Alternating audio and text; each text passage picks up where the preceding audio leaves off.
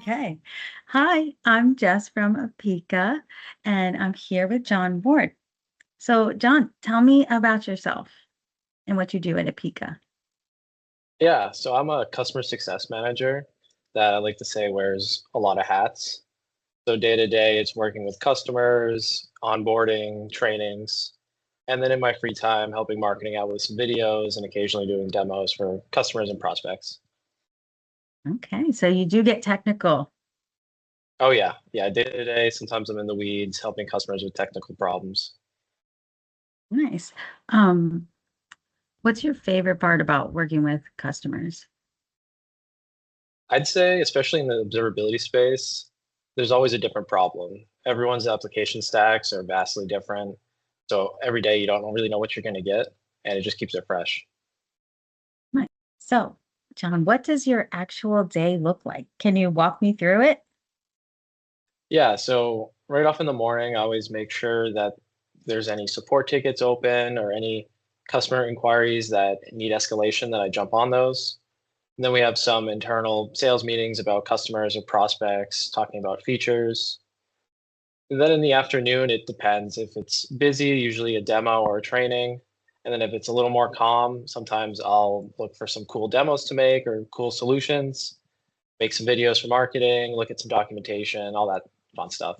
Yeah, sounds like you have a lot of different types of activities to keep you busy. Yeah, and that's sort of what drew me to Apica. I mean, every day is different. The problems are different. It just keeps it really fun. Did anything in particular make you want to work in observability? So I actually have been in the observability space my whole life.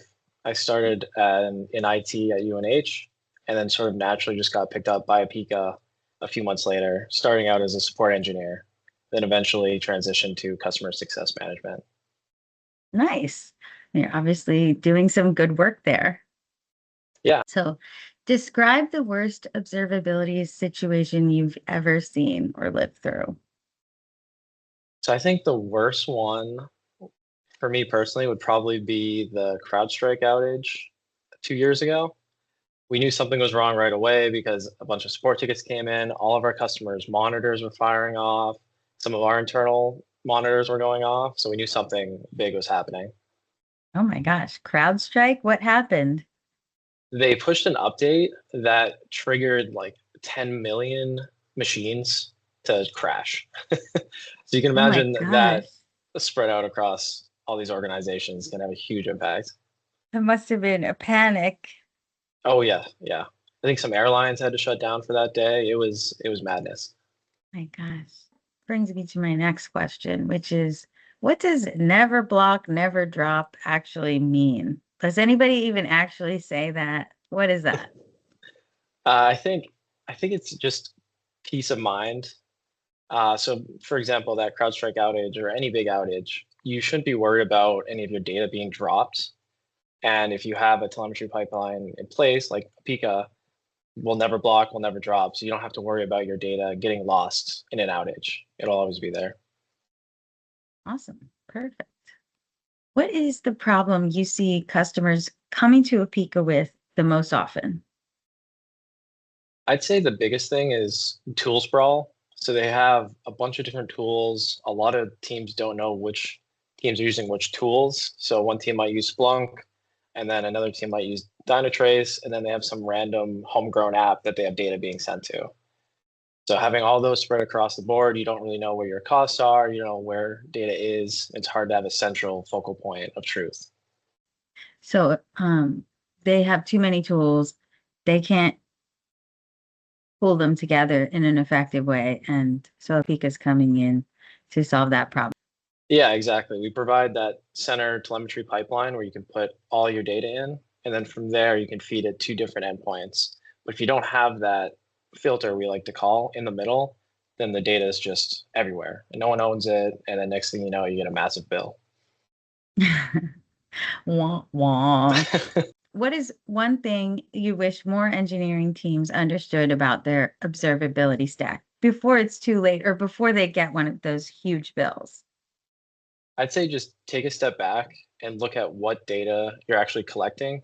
Most of the time, teams are just sending data that is way too verbose. Some engineer will set up some boxes with some rules to just collect everything because that's the safe route. When in the long run, it'll cost you a bunch of money. Yes. Oh my gosh. Everybody does that too. Like just save everything because it's Yeah, I hard mean, to look at it. It's hard to look at it and be like, I need this. I know I need this. I know I need that. And I don't need this. What advice do you have for people who are nervous about making those decisions? I'd say it might seem like a lot at first, but even if it's a migration or if you have to turn it into a project to tackle this, it'll be worth it in the long run. In the long run, you'll have better pipelines, cleaner data, and you'll end up saving money. Nice. So is open telemetry living up to its promise, or is it just more complicated than it's supposed to be? I think it's great. I use it pretty much every day.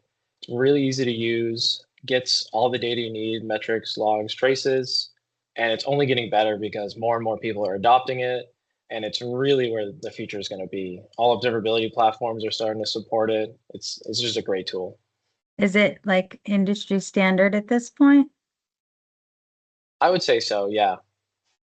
Nice. So, if somebody was watching this and dealing with like those runaway observability costs that we were talking about, what is one thing that they should do like this week right away? Previously, we talked about OpenTelemetry a little bit.